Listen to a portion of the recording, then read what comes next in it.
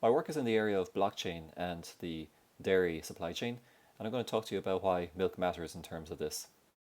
The CEO of IBM, Ginny Rometty, has said that what the internet did for communications, she thinks that blockchain will do for trusted transactions.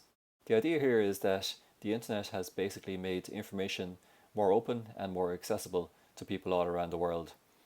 Information about transactions, however, has been typically locked into different systems and maybe not as accessible or transparent to all of those involved in those transactions. Thinking of a litre of milk as it makes its way from a farm all the way to a packet of milk in your hand.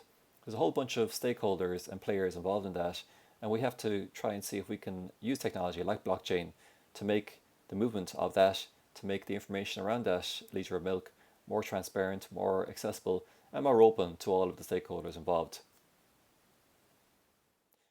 The problem at the moment with transactions is that they are quite complex.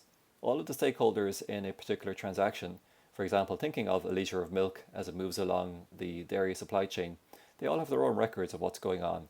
The farmer, the co-op, the shop, the packaging companies, they all have their own systems which have a partial view or maybe for some reason, an erroneous view of some of the information that has come from another party.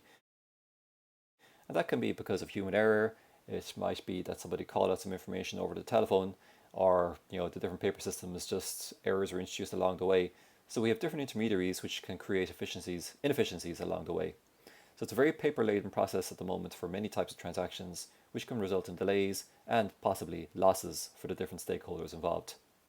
So we can use technologies like blockchain to reduce the complexity involved in everybody maintaining their own ledgers or their own records about what's going on. And thinking again of a typical supply chain, something like the case in milk, where we have a litre of milk, for example, passing along the dairy supply chain, we want to be able to remove the need for all of these separate records and have a single shared tamper evident ledger where once recorded the transactions can't be changed, can't be altered.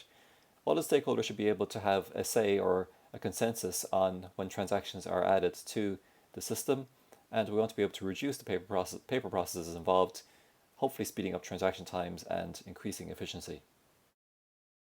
So for the dairy supply chain and why this matters in terms of milk, for milk matters, blockchain can help players all along the milk supply chain to free up capital. That can be resources, time, people, and so on, lower the transaction costs and speed up the processes involved, and provide more security and trust around all of the items moving along the dairy supply chain.